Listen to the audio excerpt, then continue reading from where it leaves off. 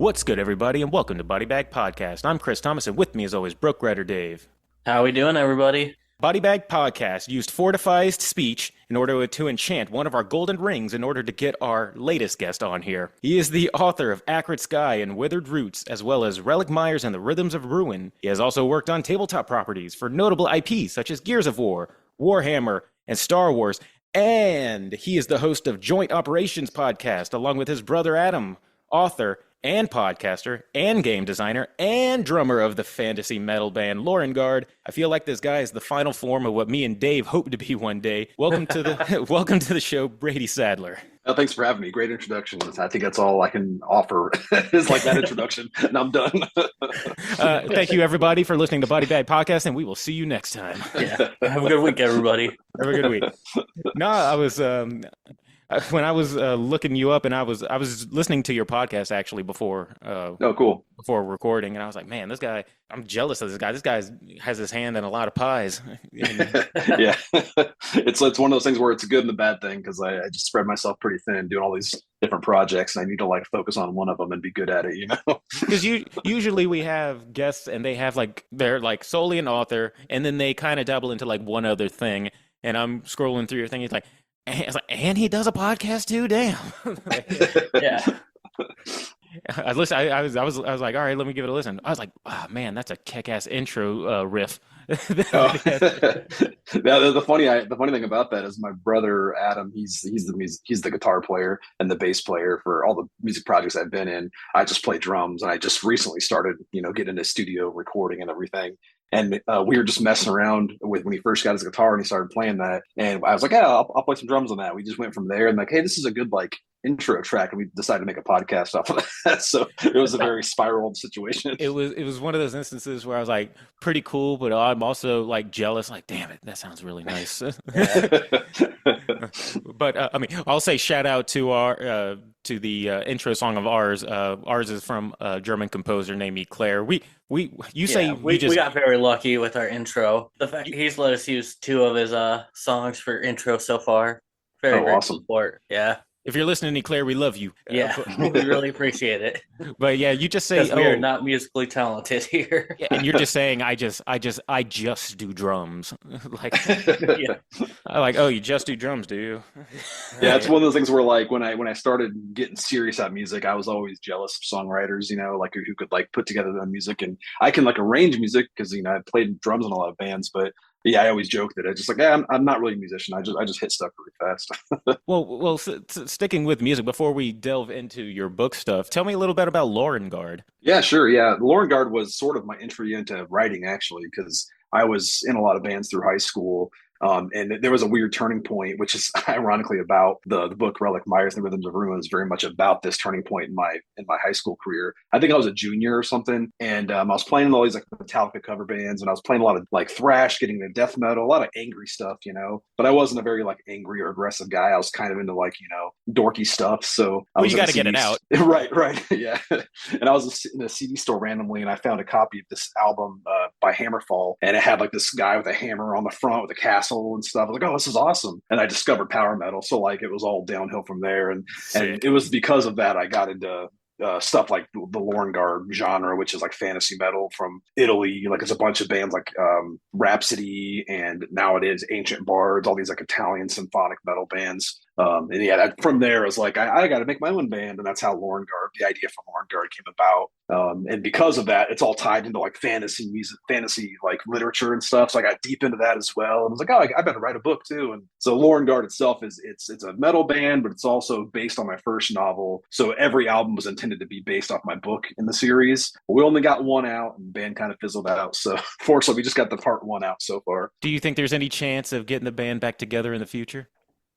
There might be in some form, because I'm always intrigued by carrying that on. We just had some problems because and it's kind of dark in a way, because when I was first starting the first lineup of Lorenguard, we had a keyboard player who ended up passing away because he had leukemia, and it was very unexpected, and it kind of like stalled any progress in the band. So we kind of took a break. But then we found another amazing keyboard player named Alec Bickham. He was a prodigy, and that's when we put out Eva Corruption, our first album. And we kind of stopped playing shows for a while. And this was back in like 2015 or something, I think, or 2014 maybe. Those years passed by, but yeah, Alec, he actually had a medical condition as well, which we didn't really know that till later. But he passed away unexpectedly as well. So it was a very unfortunate because the circumstances were bizarre because it's our keyboard player both times, and these are both very talented individuals. But yeah, we might end up doing something with Lorenguard in the future, but because of those, travesties we had to deal with, it kind of set things back and put things into perspective, so we didn't push ourselves too hard to get back going. But I think someday there might be a chance because my brother Adam and I are really the core of everything we do, so we're still kicking. So we might give it a shot. Yeah, that's pretty cool. And at least his memory can live on through the music. That's He's made a name for himself for sure with that album. Like he was probably one of the most known members of the band just because of what he put into all the orchestrations and everything. It's incredible. So, and we were all super proud of that album. So it's a good memory for sure. You've been a musician and now you're an author, and you've been a musician and author. Who would you say, this is just a off the cuff question, who would you say has like the more interesting fans? Like, do you have more interesting stories about meeting fans after a gig or during or signings? I'd say probably gigs because I think there's a wider swath of people there. Like people who consume music, I think come from so many more varied backgrounds, because books are pretty universal as well. Mm-hmm. But, having that hobby of being an aggressive reader where you go to these events and everything, I feel like there's just more of not a type of person, but I feel like there's just more types of people especially with metal. Metal just draws all kinds of interesting people and I've always been the metal bands. So I think, I've had more interesting situations at music shows than I have at, a bookstore or a book event, but both of them I love doing. So it's hard to rate them essentially. Right. And I guess people are still pretty jacked from like watching the show that they still got that energy. Yeah, exactly. Yeah. There's much different energy for sure. Dave, you got anything? But I got a couple more before we go into books. But do you have anything? Like, I don't want to hog up if you're trying to talk.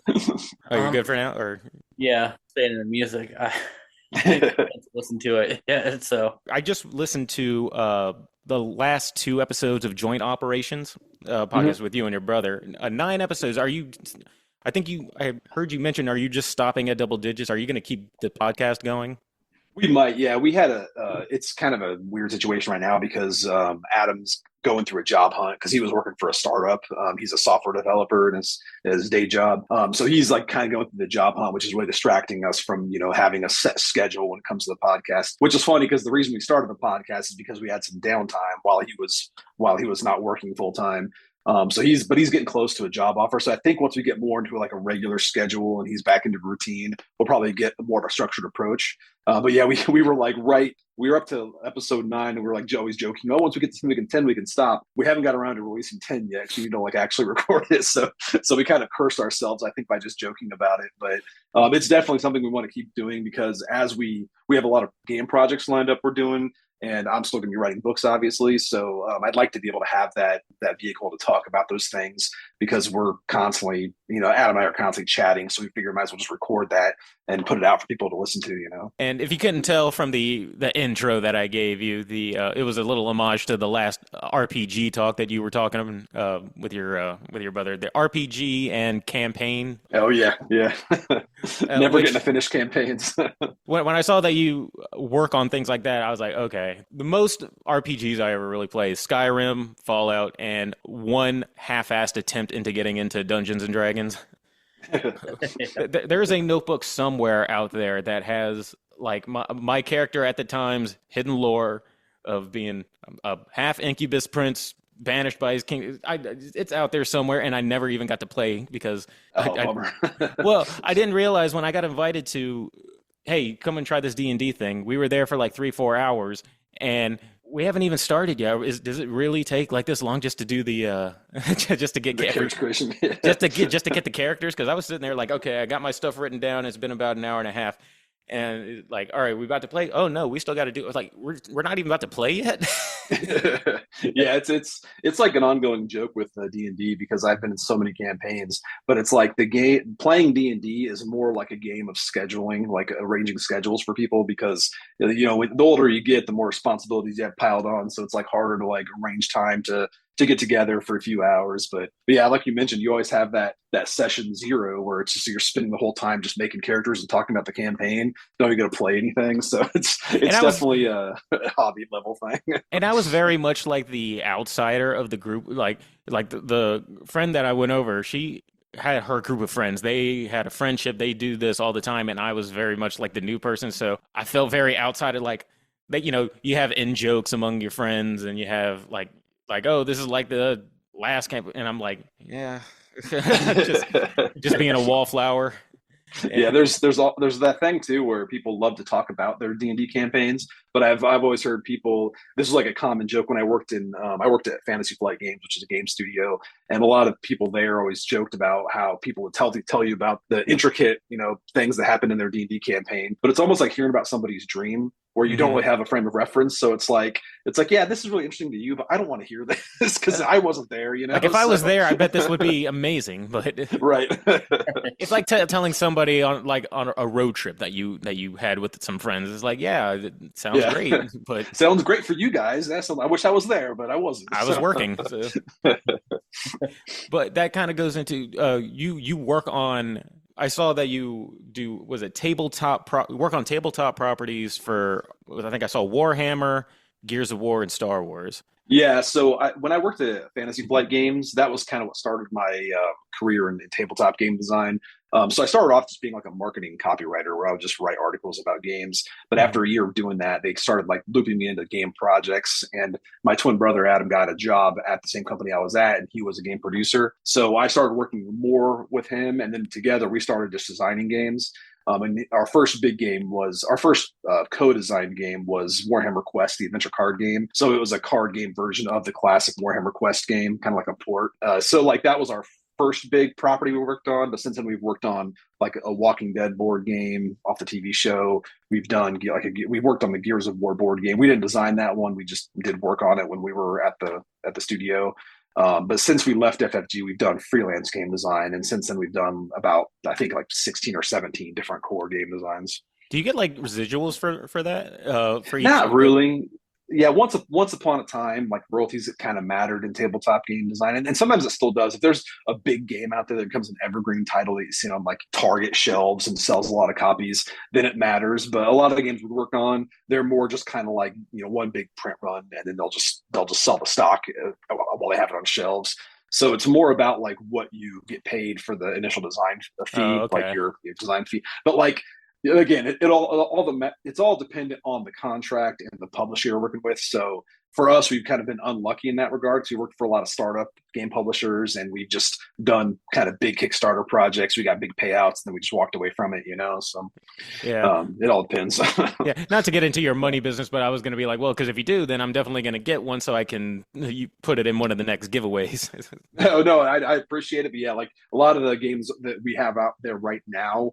The only there's ones like, for example, Street Masters is our big game. That one's available as a mobile game also on iOS, so people can play it on their phones or their iPads. But that game is actually picked up by a pretty big publisher, Steamforged. So that one's going to be like one of the few games we have out there that's still relevant for us as far as like supporting us. But the stuff we're working on now, the newer games, those will also probably be more relevant to us currently.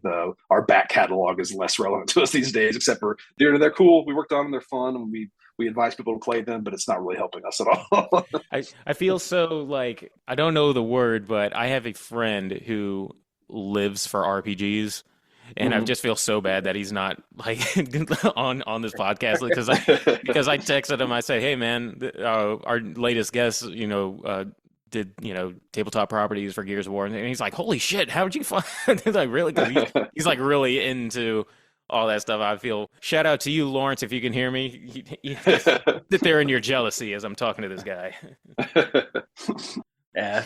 Dave, why don't you go ahead and start leading us into talking about Acrid Sky? So when you create a new book, you're also like creating a new world. Right. Do you ever take anything from when you're making like your tabletop games and bring them into your book, or what is like the process of like your world creation? It's interesting you asked that because with the Acrid Sky specifically, the Malice of Light series, which Acrid Sky is book one of Malice of Light, it's a 6-book Yeah. series I'm working on. Right. So that was specifically meant to be a tie-in to a game that one of the publishers we worked for, Blacklist Games, they had a Kickstarter project for this game called Lasting Tales, and it was sort of this combination of like D&D, like tabletop D&D, but also like if you're familiar with Warhammer, where you paint up your models and fight big armies together on the Mm-hmm. tabletop. So that's more of a visual, you know. So like Blasting Tales was a kind of a middle point where you create a party of heroes and it's a cooperative game where you're fighting a bunch of monsters on adventures. So it was meant to be kind of like this hybrid of, you know, D&D and Warhammer. Unfortunately, that project had funded, but Blacklist itself kind of collapsed internally because the guy that runs Blacklist, we didn't find out till later, had a lot of money issues going on.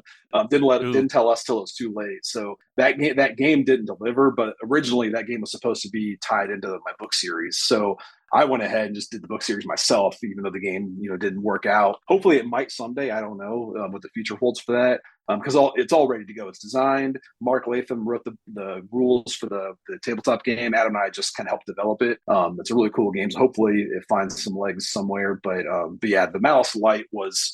I mean, regardless of whether or not the game existed, I still did the world building for it, you know, as if I was just writing a book. But I always approach those projects similarly because being a gamer and being an author, I got into game design because I like to build worlds. I was just, you know, I was a writer wanting to play with toys, essentially. It all just seems so huge as an undertaking. Like I wouldn't know where to start, like building my own world. It just seems so huge. And It is, yeah.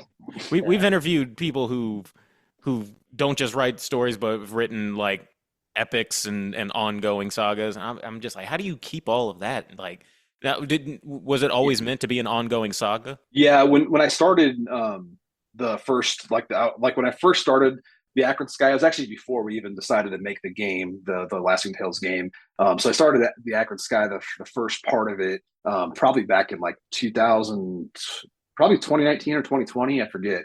But when I set out to write it, I was a big, like, I wouldn't say fan, but I always appreciated the Wheel of Time, the big 10-book Robert Jordan, well, more than 10 books, like 13 books or whatever it turned out to be. But I was always like, man, I like the idea of this big, huge series, but I didn't really like the Wheel of Time, like reading it.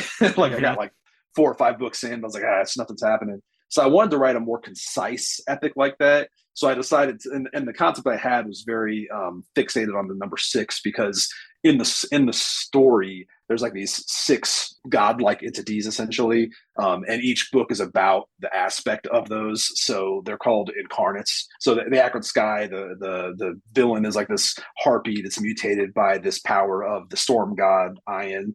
So each book's going to have that kind of theme where it's like geared toward this certain element in the world. And it worked out that it was 6. So I figured out one book per. So that's how the hexology concept came to be. But I set out I wanted to do a kind of a sprawling series, but more done in a truncated way where it's more digestible as opposed to a big sprawling, you know, every book being 300,000 words or whatever.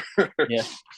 So you're set at 6, even if fans ask for more? I think it's going to be. I mean, I do have ideas for other stories in that world because it's like I have a lot of concepts for games and stuff that are set in that world as well. So there's a lot of room to build. Plus, it's like any other fantasy world out there. Like that, you know, if you see a D&D campaign setting like Forgotten Realms, you can tell so many stories in that world. So there's no shortage of that. It's more just I'd rather have this one stay to the 6 because I kind of have it mapped out in that way. So yeah. I mean, I've been listening to it on Audible. So far, it's been pretty good. Yeah, I was kind of bummed out because the narrator for The Acrid Sky, she got signed to a union like right after that book released, so I had to change narrators for The Withered Roots, the sequel. And I kind of like wish I would have had my new narrator, Brian Callanan, who's really good. He did the Relic Myers book also. I kind of want to have him redo The Acrid Sky because I'm a sucker for consistency. But regardless, Rachel did a great job. Both audio narrators were amazing. So. Which I just gotta say, just off the thing, Relic Myers and the Rhythm of Ruin, kick-ass title. Very. Yeah, I love the very metal cover art. Yeah, yeah. Is It took that a is long that time to get that. The drums were like very obviously being a drummer. I was very like particular about how those came out. I was working with an artist that was based in I believe it was Shanghai, and there's translation issues obviously. But I was like had to go back and forth like no, this tom arm needs to be like just adjusted a little bit. The cymbal's too big, so a lot of back and forth to get that right. was the person like frustrated? Like, come on, man, they're just drums. Yeah, yeah. They're just drums, man. I copied the picture. You're fine.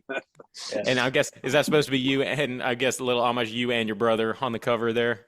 Actually, that's Bree. She looks kind of boyish, but she's like a tomboy in the book. Okay. But yeah, like this, like it's not a direct, autobiographical take on my life. It's more like Adam and I being combined into one person in a way. So like we're both like there's both aspects of us within Relic, I think. But yeah, it's kind of like the way I explain it when I talk about the concept for Relic Myers. It's a lot of like being a twin is weird. Like I grew up having this kind of built-in second player, partner, buddy to hang out with when I did my friends around. So like I always imagined what my life would be like without that.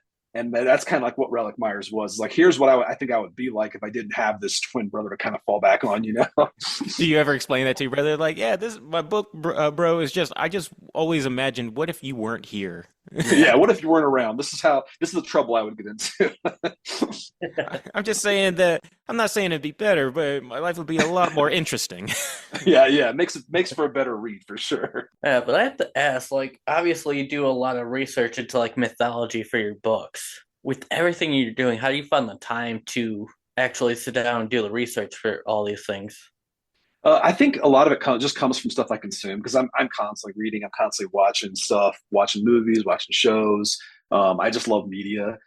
So like it's probably just a part of me. I'm not good at like leisure time. That's something my brother and I joke about because Adam's very good at like chilling out, playing video games, and just killing time. I always feel like I need to be doing something like somewhat productive. So a lot of my I guess research time was probably spent like chewing through books when I was supposed to be scrubbing toilets as a janitor, back when I was in my 20s and just consuming whatever I could. Nowadays, like I still read a lot. I read like every day, and so I'm just constantly like seeing what other people do, like what other artists are doing, and taking ideas that way. But I don't like sit and kind of like do traditional research where I'm like, oh, I want to make sure this is very evocative of this Greek mythology or whatever it is. I'd rather just take whatever like nuggets of ideas I have and just run with it and see what happens.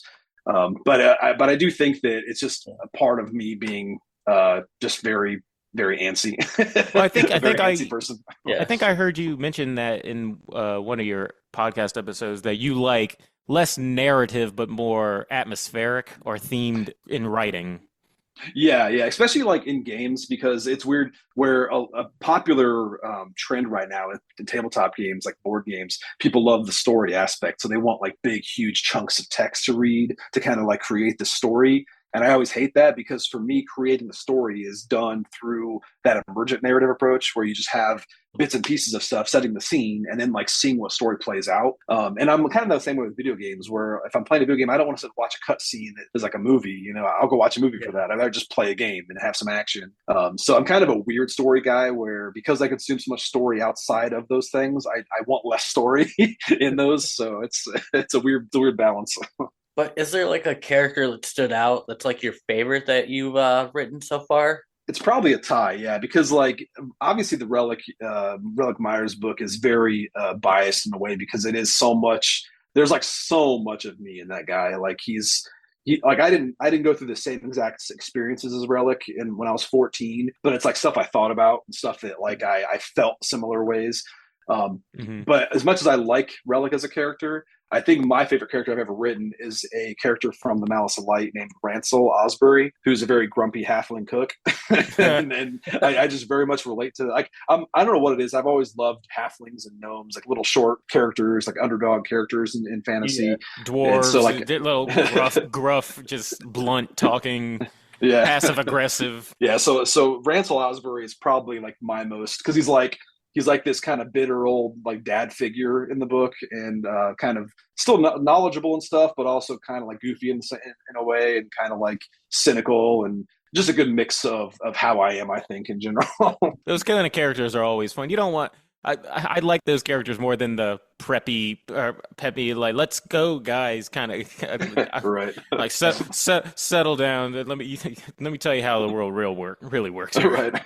Yeah, those characters just kind of feel more real because you meet more people like that are like helpful but can be grumpy Yep. compared Yeah, to like super optimistic people. yeah, that's like the way I think about it in stories is whenever I'm trying to think of like an interaction or a character, I think of like the type of character or interaction I don't want to be a part of. Like I don't want to interact with in real life because in a story it makes for a good story, but in real life you don't want that confrontation to deal with or that, all that bullshit. So it's like I'd rather put that into the story and kind of enjoy it from afar as opposed to dealing with it in real life. It's like I'll help you out, but I just want to let you know you are putting me out. Yeah. Relic Myers takes place, I think if I read it correctly, it takes place in the 90s. Is that correct? Right, yeah, 1997, yeah. Were there any metal bands specifically that were inspirations for? Did you take any inspirations from any specific bands when making these? Yeah. So in the story of Relic Myers, like I mentioned earlier, it's very much kind of harkens back to my own experience when I first discovered that Hammerfall album. So it's funny, yeah. Hammerfall was my introduction to that scene. So I had, because Relic Myers is based in '97, I found that album back in like '99 when I was a junior. So I had to kind of do like some changing around because I wanted to, have some reality, some real stuff based in here, even though it's so much urban fantasy. So I chose a different Hammerfall album that came out in '97 just to make it work with the timeline. Because this is kind of like my ideal version of my childhood. I had me starting down my path earlier, being a freshman as opposed to being a junior in high school. But like there's a lot of nuggets and Easter eggs for people who like that genre or who grew up in the same time period, maybe. Because there's a lot of callbacks to thrash metal that I listened to growing up. Relic's dad is a drummer for a fake band called Unknown Oath, and it's very inspired by bands of that time, late '70s, early '80s. So yeah, there's a lot of heavy metal culture kind of woven into there, even though it is almost a little out of its time because in '97 metal wasn't the big thing. That was back in the '80s, so it's kind of a throwback even in the book. It's kind of like a retro feel even back then based in the '90s. I mean, just the fact that you based it in the '90s is more than enough for me to go ahead and promote it. That's the best time period in my opinion. Yeah, it's most of my main memories as in my youth were in the '90s, so it's easier to pull from that time period for me. Like I will consume anything '90s. It just Right. it tugs on my nostalgia. Yeah, when I watched the Netflix Fear Street season. Oh yeah, that was our very first review. Yeah. Oh, was it awesome? Yeah, that movie really kind of lit the fire under this idea because like I've been sitting on the Relic Myers concept for a couple of years, and then I watched that. I was like, okay, I got to make this book happen. Yeah, shout out to Fear Street. That was a pleasant surprise when that 3-part movie series came out. Yeah, especially the first one in the '90s. Oh, so good. I love all of them almost equally. It seems like, but I love the tone they had because like the intro just felt so like, oh man, I feel like I'm back in the '90s. It's crazy. Yeah. They had a great soundtrack. It was very '90s too, and I was being at the mall, and I was. Anyway, I'm getting lost in nostalgia here. Dave, yeah, you got anything? I got one last question that'll lead into going into the movie aspect. If you have any more questions before I go. I was wondering if it was the question your usual. Your usual. So say Acrid Sky gets picked up and greenlit to be made into a movie. It's only a matter of time. Yeah, only a matter of time. Who would be your choice to direct it, and who would you want to see cast in it? Oh man, that's good. I love that question. Yeah. And it might be a cop out, I don't know, but like because I've been watching how the Amazon show Legend of Vox Machina, the Critical Role show. I'm not sure if you're familiar with that cartoon, but it's like an animated D&D series based on the Critical Role. There's a Critical Role live stream, guys playing, these voice actors playing tabletop RPGs, and it's done really well. So they decided to make a cartoon off of it, and it's like this kind of adult oriented animated series where it's like very vulgar, a lot of like cussing, nudity and stuff. But it's just done so well because it's equal parts funny and nasty and violent and gory. It's a really cool tone. And while I don't foresee the Acrid Sky being that goofy, I would love to see that approach more like a kind of a classic, like almost Saturday morning cartoon vibe. Maybe a little darker because it's kind of darker fantasy. Okay. But because of, like I envision that approach, because like also I'm not a huge fan of trying to like make different species of characters look real. Like in Lord of the Rings is great, but like the Hobbits look kind of weird sometimes because of how they had to make it. So I'd almost rather just be purely animated to avoid that kind of stuff. So because of that, I'm not sure who the director would be, because like I don't know how they handle that with like directing cartoons. But there's stuff you can do in animation that's like you can't capture in like live action. Right. But I think like as far as like the directors go, like even if it was animated or live action, and it might not be appropriate for the genre, but I'm a huge Mike Flanagan fan. I love all of his Netflix shows, and like I would love the look of the Haunting a Hill House on a fantasy version of that. It'd be fantastic. So there's some horror elements in The Malice of Light, so I think it might be fitting. So I'll just go with that. That's my first gut reaction. This dude keeps getting better and better. We love Mike Flanagan. Yeah.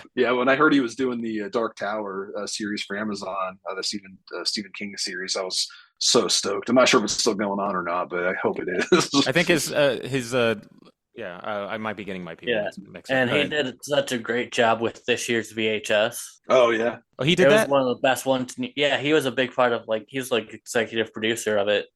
Oh, cool. I think the last thing I saw was Fall of House of Usher. Yeah. Oh yeah. That was great too. Yeah, he's so good. All right, he's definitely one of the best going right now. Mm-hmm. I got him mixed up. I thought he was I got him mixed up with Eggers, because I was about to say Nosferatu's coming out, but that's Eggers. Oh yeah. I want to see that. Yeah, that's awesome. Yeah, that looks good. I love Bill Skarsgård, man.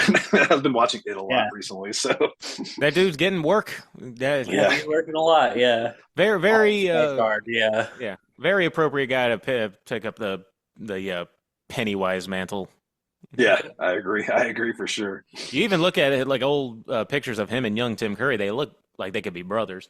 Yeah, I can see that. Yeah, I can see that. But Dave, that does lead us nicely into our movie review. But I will say that Acrid Sky, Withered Roots, and Relic Myers will be our first upcoming book giveaway. I'm going to give away all three of them. Awesome. So be on the lookout for that, people. Be on the lookout for those. So let's turn that frown upside down. Smile. Okay, so first off, why smile? Smile, for the reason that came to my mind, and you might have heard the podcast I was talking about on Joint Operations, because we saw the second one recently with our daughters. No spoilers. No spoilers on that one. But as much as there was like a lot of, and this is not a spoiler for my review either, but there were a lot of things I liked about the first Smile, but it just cranked everything up in the sequel. So like it was just on my mind a lot, and I wanted to go back and revisit it. So I had rewatched it again recently. It's just like it's been on my mind a lot. So I don't have one off the top of my head, but do you have like a 1-sentence sum up, Dave? We usually start off these reviews like, if you don't want to get the entire thing spoiled, but you want like just a quick 1-sentence sum up. We're gonna get into spoilers in this talk, but 1-sentence sum up. It's hard. Because this movie's a very layered movie. Yeah. If you see someone smile, run away. Yeah. The smile isn't always what it means. Yeah. Yeah.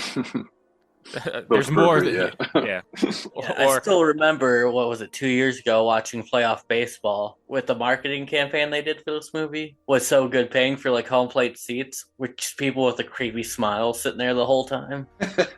That's cool. Yeah. And if you want to take, I'll get into why I say this, but my big takeaway from this is, if your ex ever comes knocking at your door, don't answer. Yeah. Good advice. But going into this, I completely had no idea what it was about. I had in my mind a vision of what I thought it was going to be, and I kind of wasn't looking forward to it, because I was like, okay. In my mind, I was like, it's going to be probably a bunch of teenagers, because I was thinking it was going to be something like Truth or Dare mixed with It Follows. Okay. Yeah, I can see that. Yeah, I was like, it's going to be a bunch of jump scares. It's going to be a bunch of annoying teenagers running around acting dumb, trying to run away from this thing. Probably most of the scares are going to be jump scares and stuff like that, and it's going to be annoying. I won't say what my overall score is at the end, but I will say it was not that. No. Yeah. I had misconceptions too because when I only saw like a few clips of it, I don't think I even saw a full trailer before I had watched the movie. I just heard people talk about it, and I'd see like stills or something. But I always had this thought in my head that it was like about photos or something. You know, like, oh, smile for the camera or whatever. I just think of that like Goosebumps cover that was like, you know, say cheese and die. So it's like, I guess I had that in my mind. It's like something to do with that. I thought it was going to be like It Follows, where like this thing you look at it, and then like you're cursed with the smile thing, and then it like comes after you, and if you look at it or something like that, then it like it's some kind of cursed object, like maybe like the ring or something, which it kind of a little bit is. Yeah, it's similar to the Ring and It Follows, but it also differs. It's like if those two movies had a baby. Yeah. I think when you mentioned not It Follows, but what was it when you just mentioned the Truth or Dare? There was something. I think you just mentioned The that Ring? movie though. The Ring. The Ring. Yeah, that's the first thing that came to my mind when I was watching. I'm like, this is like got such a Ring vibe because like you're witnessing something and it's like it's going to cause a problem. It sticks with you, and I don't think anybody lived past 7 days in this thing. It even said like 7 or 8 days, and even down to near the end. Spoiler for, I mean, I'm jumping around, but we'll get to a little bit more linear talk. But even near the end, she's teamed up with her ex. Like, and I was like, this is the Ring. The movie turned into the Ring. yeah, very much. Yeah. I really do want to see the short though that came out before this that leads into it, called Laura Can't Sleep. Oh, okay. I didn't know think that. I've heard of that one. Yeah, it was a short that was supposed to go. I think it was supposed to premiere at South by Southwest in 2020, but when that got canceled, it didn't premiere, and then it was just on YouTube, and Paramount exec saw it. Oh, cool. And that's how this came about. Yeah. I'll check it out. So Laura Can't Sleep is basically what leads up to Laura being into what is it, Rose's office. Oh, Okay. she was the first one. Yeah. Oh well, Cool. I guess technically number 19, but Yeah. Right. but first one we see. Yeah. But getting into it for right off the bat, I like a movie that just hits the ground running. Yeah. It's like within the first 5 minutes, we already start. It's already like you see your first dead body within the first 2 minutes. I mean, it's a flashback, and I knew 5 minutes going into this that no matter what it was going to be, and I noticed a lot of these camera shots. At least it's going to be fun to look at. Yeah. Yeah. And then the setting right off the bat too, just like having, you know, these sick patients and she's dealing with these psychologically disturbed people, like it just creates this unease right off the bat. And like you said, yeah, I think all the angles chosen and just the atmosphere itself, and probably the soundtrack as well. You know, I need to like go back and revisit it with that in mind, but I'm pretty sure the soundtrack just draws you in right away and just makes you feel uneasy the whole intro. It's uneasy and it's quieter, which I love a movie that's quiet. That doesn't rely on jump scares or loud music because they let the scene kind of speak for itself. I think I don't know if I wrote it on here, but like at least in the first 10, 15 minutes, they were shooting this movie like they weren't sure if they were going to get a sequel or not because they had bird's eye view shots, they had Dutch angles, they had very fun transitions like going into the pupil of her eye to fade into the next scene, and then you got to give Parker Finn his flowers for this one. And then weird shots like first feature film with the camera work he did in this one. You have to give him his flowers for it. Here are your roses, sir. Yeah. And weird shots like as if it was a horror movie directed by Wes Anderson, where it's just like a static tripod shot, very symmetrical, like just a lot of interesting shots, which I appreciate. Yeah, I agree. Like I said, hit the ground running in the first 15 minutes. You already have a crazy woman. Offs herself in the office, yeah. Offs herself in the office, and if you ever have something like this happen to you, God forbid, like you get cursed with a entity, but seeing someone off themselves with that look on their face, yeah, you're going to be dealing with some trauma. Don't go to the doctors or psychiatrists; they will not help you. Right. So they can't exercise you. So remember, if you want to take anything away from Bodybag Podcast, it's this: never go to the doctors. No matter what's wrong with you, they're only going to give you bad news, or they're going to think you're crazy. Yeah. Yeah, it's funny too, like thinking about the first scene where she offs herself. Like it kind of reminds me just how simple and effective it is because, like, you know, smiling in these like creepy situations is just like it just amps up the creep factor. But like playing off that and like making something just off of that very simple concept and just leaning so hard into it, it worked so well, you know. Like, and I think he hammered that home in that first scene where she's smiling and just cutting herself really slowly. It's like, okay, I know what this movie's going to be about, and I don't like it. It's set the tone, and it's not fun. Right. All right, so let me ask you. All right, our main character in this movie is Rose, who's a doctor. Already, she's been. Well, what did you think of Rose as a main character? For me personally, like off the bat, I wasn't entirely sympathetic with her. I don't know what it was. I can tell you what it was. Okay, you go ahead. Because neither was I. I will say that I tried my hardest to give Rose as much leeway as possible, as much of an excuse, because before all this started happening, once you see this smile and somebody kill themselves, you are now cursed with the curse of smile. Yeah. And you get hallucinations, you see things that aren't there. And before she even sees this, she had been working like 80-hour weeks. Yeah. She's already tired. And she's already under that bit of stress. Add into the fact that, she has a history of mental illness in her family. Mm-hmm. Yeah, I think it kind of feeds into the movie. Like, it's all from her POV, and it could be an unreliable narrator where there's no entity. She's just actually just having a break. Yeah. But having said that, let's just say, for all intents and purposes, she is being haunted by this smile monster. She should have been going about this a completely different way. I don't know why her go-to course of action is to she just got finished talking to this person who offed herself. She knows how crazy it sounds. Yeah. She talks to, mentally ill people regularly. She should know that this sounds crazy. And then when people don't believe her default is to insult them. Right. Very aggressively. Very aggressively, and then say, sorry. Oh, you stay at home PTA mom bitch? Sorry. I don't know where that came from. Yeah. Same thing with her fiance. She has a fiance who I had to look it up because I was like, where do I know this guy from? Oh, it's A-Train from The Boys. Yeah. Oh, right. Yeah. I totally forgot about that. And that dude's a saint. Right. I don't want to rag on her, but her character.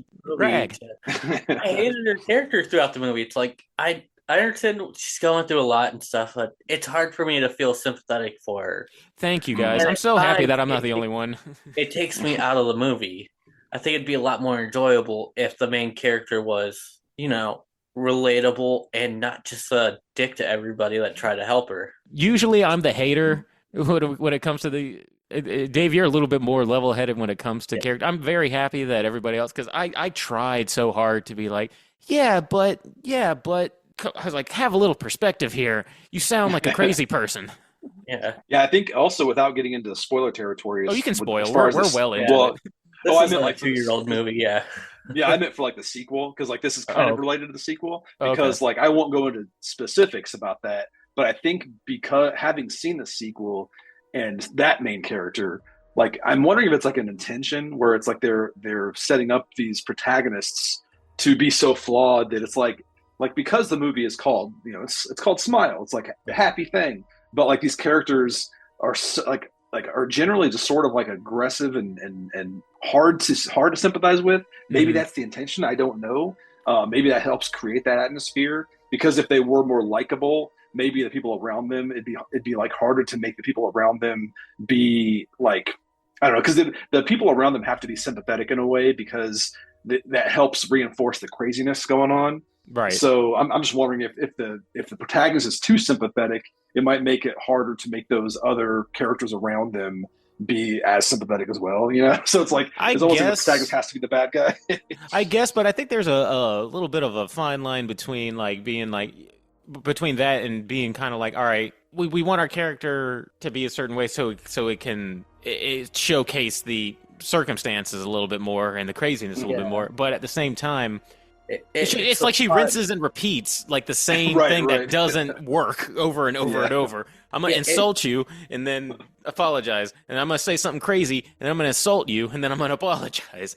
It's that fine line of having the character unlikable, but not having it too unlikable where it takes away enjoyment from the movie. Yeah. Where it's almost like your message of what you're trying to do gets lost because the character turns away to so many people. Because I think sorry, go ahead. Oh no, I was going to agree there because I was also wanting to preface to anybody who hasn't seen the sequel, rest assured, like this is not a spoiler also, but I think the sequel does a better job of that where like I still think the protagonists are flawed, but in the sequel I think I enjoyed it so much more because I liked the main character so much more than this one. So there's that. I think her like snapping at people would have made sense later in the movie, but you kind of see her do that like Immediately with her fiance. She's just like in the car, it's like, hey, I know this sounds crazy. Like that alone, you should have kind of taken a step back and think, well, maybe I should reassess what I'm about to say to him. When you say, Right. I know this sounds crazy, but I am being stalked by some kind of entity, and God bless this dude if he didn't stick around and still try to like work it out. Try to like talk to a psychiatrist about it, and I'm hesitant to go on a hate rant. No, I hear you, and it's But funny you almost mention that too makes- because go ahead, sorry. But it almost makes you feel like this is how she's always been. Yeah. Like this is how she's always talked to people, and it's kind of surprising that people are still around her, caring about her. Yeah, and it's funny you both mentioned it too because I didn't even think about it till just now, where it's like I felt like watching the movie, I was supposed to like think that the fiance, Trevor, right, was was almost like the bad guy, but it's like I think I was thinking that way because I was almost programmed to because I'm watching this protagonist following her journey. But you step back, it's like, well, this guy's doing all the right stuff. He's being good. Plus, he's also A-Train, who's super hateable. Exactly. It's probably he even said to her, she's like, why were you looking up on me? Because I wanted to know who I was marrying into. Are like, given the fact that we're arguing right now, and you're saying that you're seeing demons, can you blame me? Like, right? Why are you yelling at me for? I'm still here.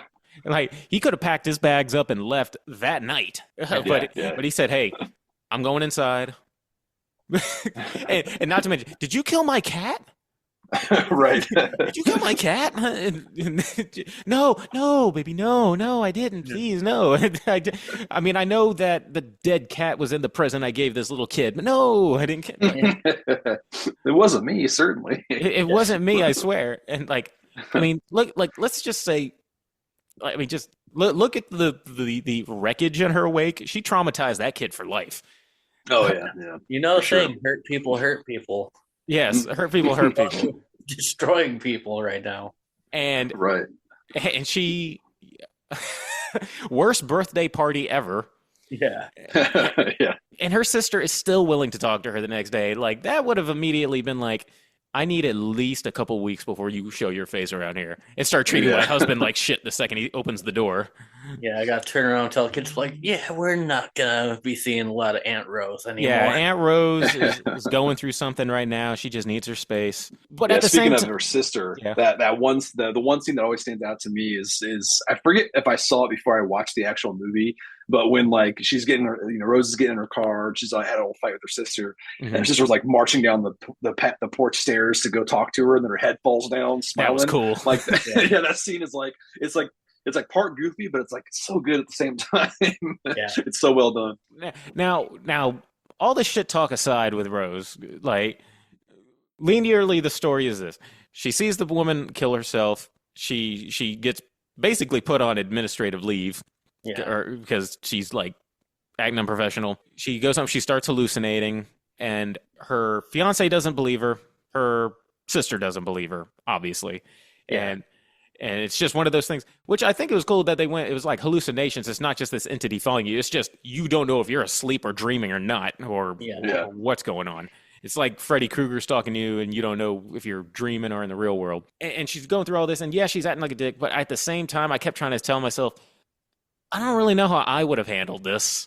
Right. Like, I mean, I would have been trying to plead with the entity. Like, come on, let's make a deal. Like, let's do something. I mean, let's find a middle ground here. I don't know what I would have done. She how convenient they had to have her ex in here somehow.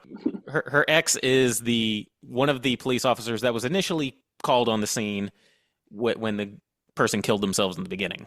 Yeah. Yeah. I thought for sure that the fiance was going to find out that she's like hanging out with her ex, and that was going to cause because even near the end, she goes to who she believes is her ex after all of these things have transpired, and she goes and gives her ex an apology. Says, "Hey, when we got together, I put up all these walls when we were together, and I was afraid to be close to anybody because of the stuff that happened, and I just want to say sorry. Can I sleep here?" And I was just like, "What? So just fuck your fiance, or like just like, right? The guy who you are putting up walls with now?" Yeah, exactly.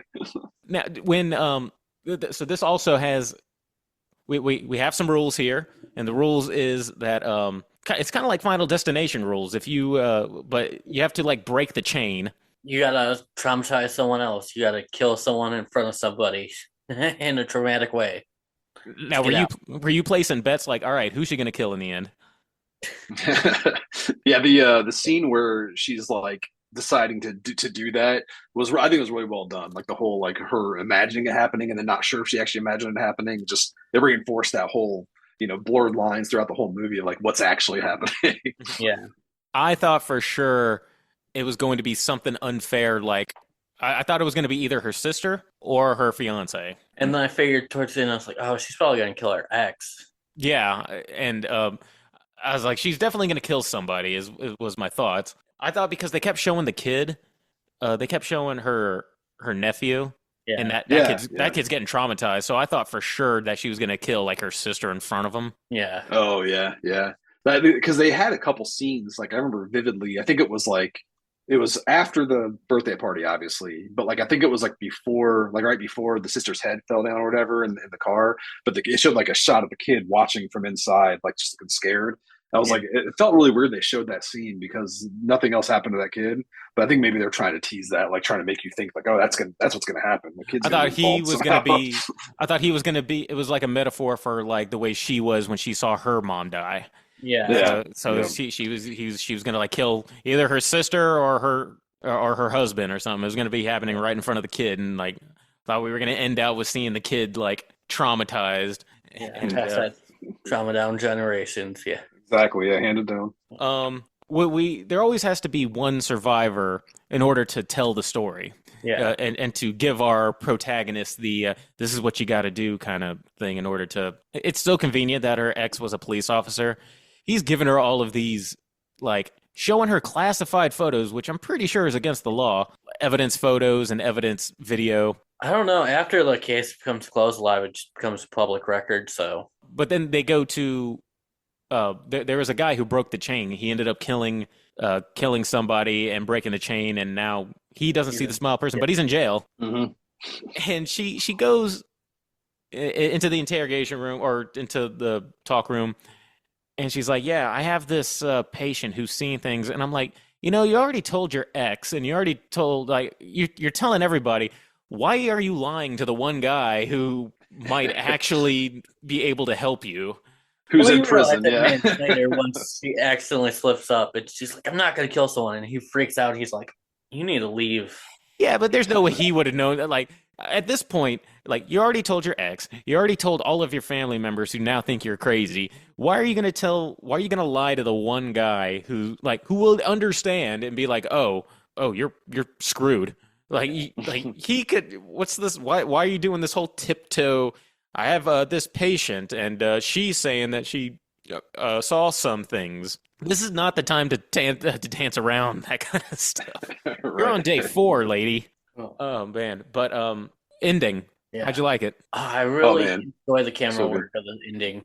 Yeah. It like as somebody who plays a lot of Arkham horror games, which is like Lovecraft horror, I just really appreciated how they actually showed a lot. I mean, Some people don't want to actually see, like, oh, I kind of like the mystery and everything, but I love seeing like the weird stuff. So like I loved how they handled the actual entity. This looked so cool. That thing was creepy. I was watching it dead of night, all lights turned off, and then when it came out with his extended arms with that face, I was like, "Oh man, that face is gonna stick with me for a little bit." Yeah. It was so cool. And I really liked like the final shots of the movie, where it's the first time in the movie they switched the POV to her ex's POV, kind of showing that now this curse is being transferred to him. Yeah, that's the look of a guy who's like, "I am fucked." Yeah, right. Everything. Oh, so she wasn't lying. Yeah. Like at this point, I was only just kind of believing her. Yeah, honestly, I think a lot about the ending really kind of hammered home my opinion on the movie, because like watching the movie, I was like, okay, it was fine. I had no problems with the movie, except for like Rose. But yeah, I think the ending really kind of solidified my opinion on the movie. The last 20 minutes was great. Yeah. Despite all of that, I still wanted to, despite my feelings on Rose, I still wanted to know what was going to happen. Yeah.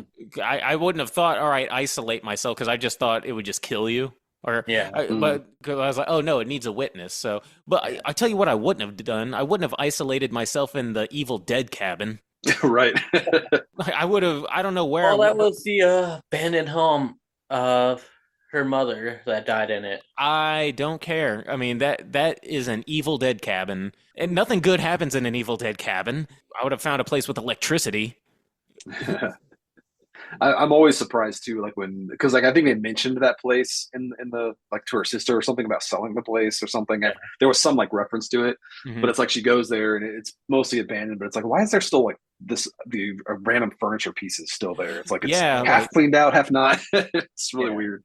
Was it that she was talking to her sister about saying why don't you just sell the property and just her sister, something like that. Like, why don't you sell it? Like, yeah. And yeah, her sister was being kind of a dick about it, but yeah, why don't you just sell this property? Like, just not really happy memories apparently. So what's the point of keeping it? Yeah, you don't. The only memory you have in there is of you killing your mom. Like, right. Yeah, big spoiler by the way. Well, she didn't kill her mom, but she certainly didn't help her. Save her, yeah. Which I thought was a twist, but then I was trying to think, did it really add anything narratively? No. I mean, other than it just being kind of a twist. Yeah. Show that Rose was always a dick. Yeah. Yeah, it shows that Rose was always a jerk. Sorry, Mom, I didn't mean it. Yeah. Oh my goodness. Were there any scenes that stuck out to you? Saw the movie, but there's one scene in particular like that was either pretty cool or pretty memorable. Yeah, I think the scene I mentioned earlier, that one's probably the most memorable to me, because I remember I either saw a still of it or I saw like a reference to it before I saw the movie. But then when actually seeing that, like her sister's head fall in front of the car, like seeing it actually in context was like very memorable to me.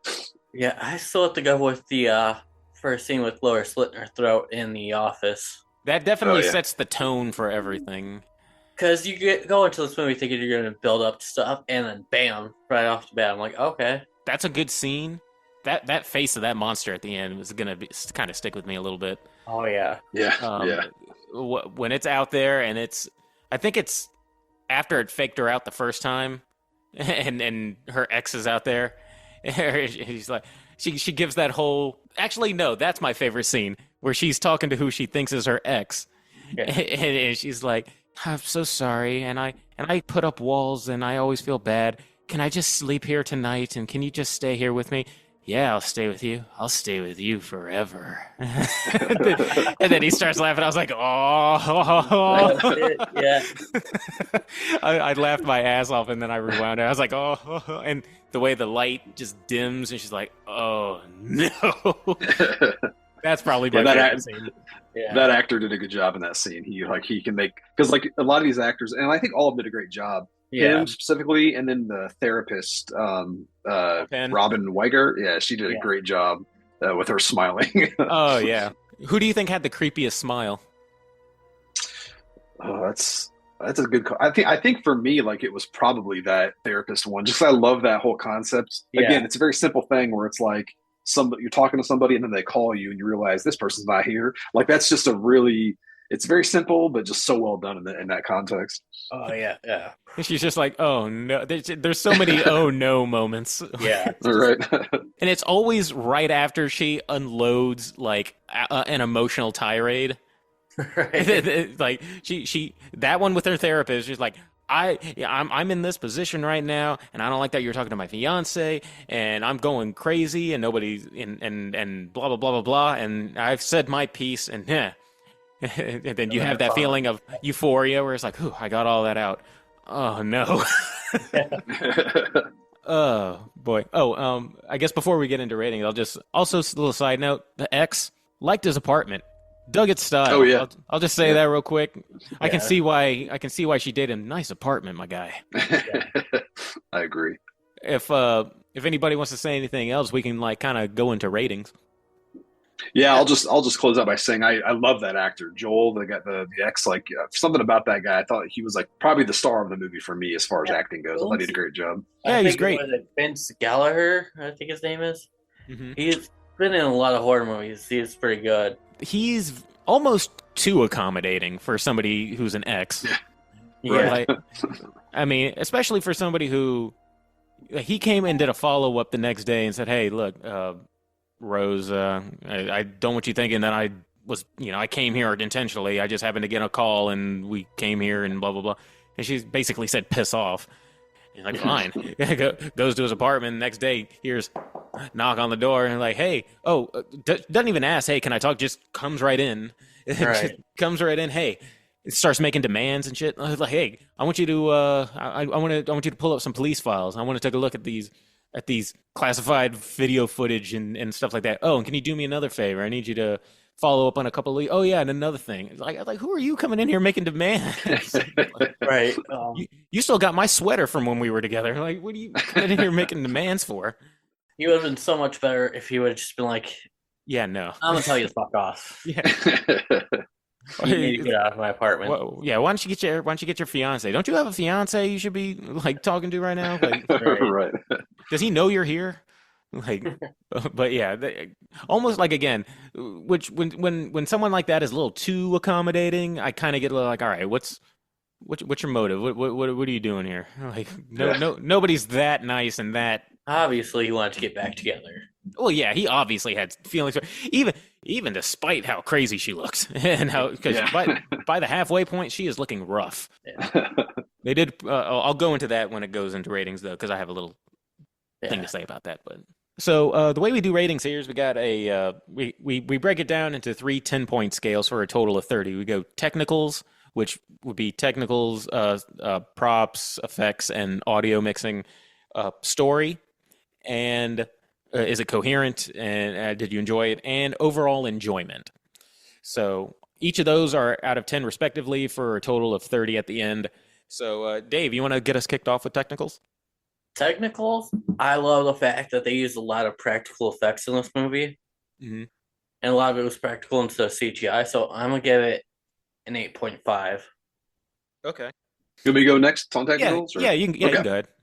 I think I agree. I like the practical effects, and I think the only real hang up I had was, as much as I liked that ending, I think there were a couple times when it did like the gangly like mom version of the entity, like that, like it almost worked for me, but some parts of it took me out. I'm not sure what it was exactly, but I think like I'd have to knock off a couple points just for how they handled that, because the next entity was great, like the final entity. So I'm gonna go with a 7, but still pretty positive on it overall.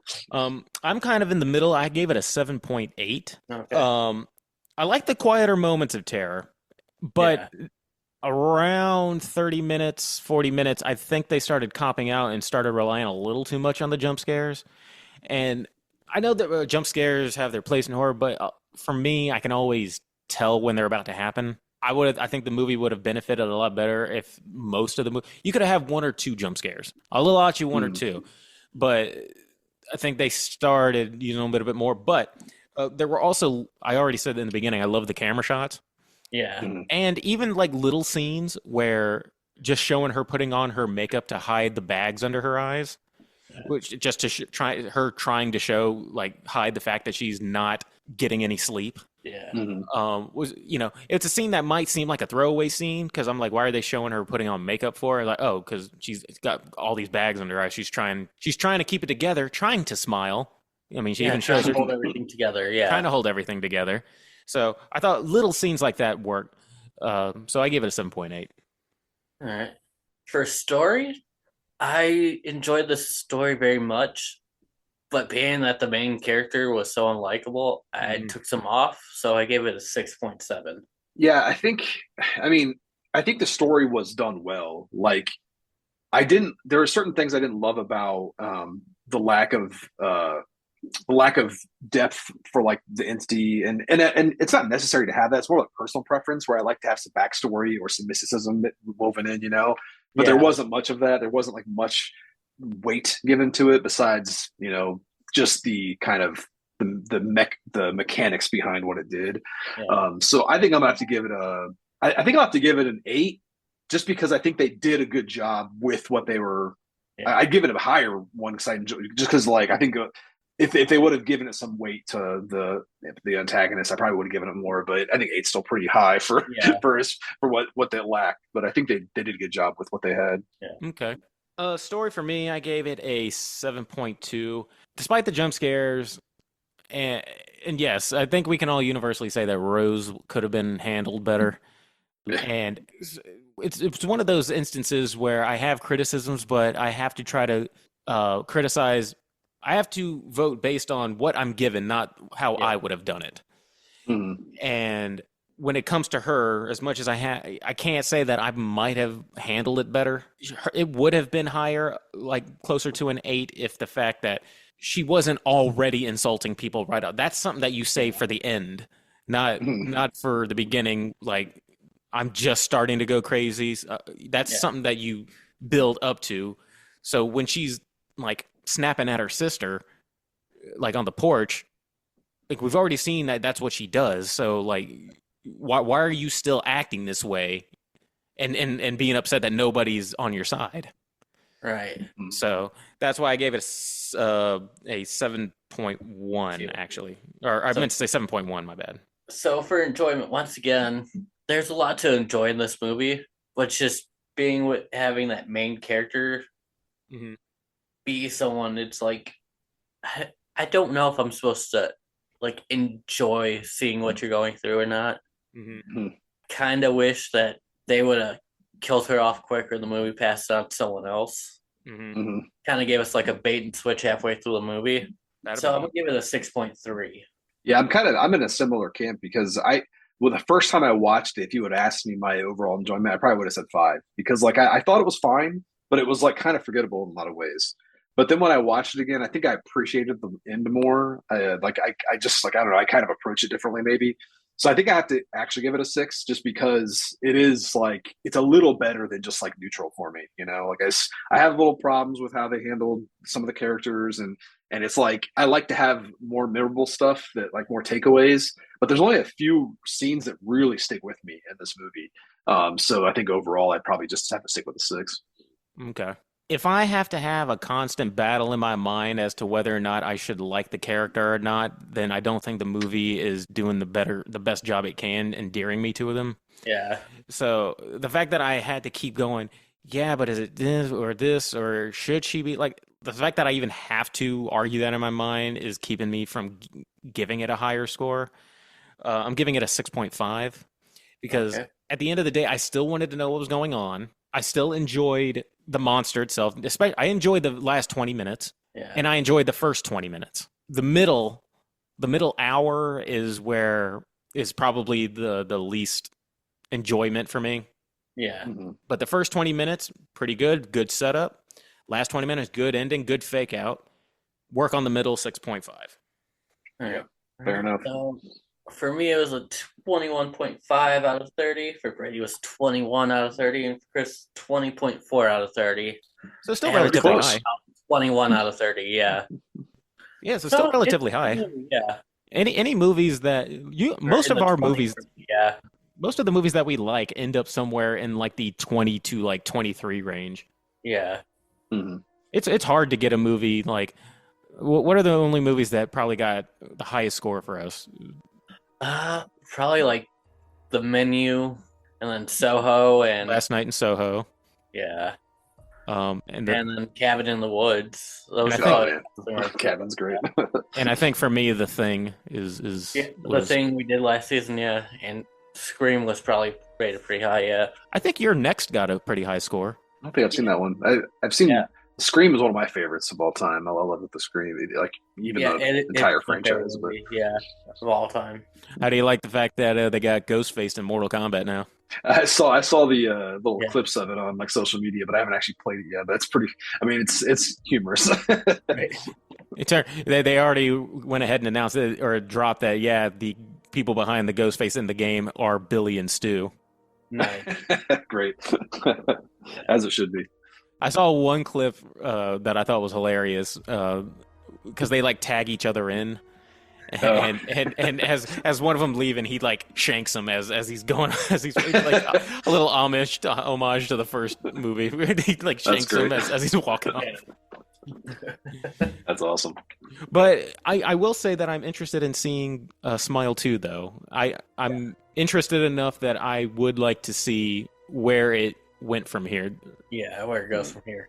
and if the protagonist was better or the same as old Rose here. Yeah, I recommend it. I think it's it was was it fun. Lawrence Pugh who stars in the second one? Is it her? No, it's I forget her name. It's somebody who looks similar, but I could pull the name up real quick. 'Cause I remember looking that up. It was Naomi Scott, Okay. You know, but she's fantastic. She's really the acting is superb. Like the whole cast in the sequel, like the cast in Smile were great.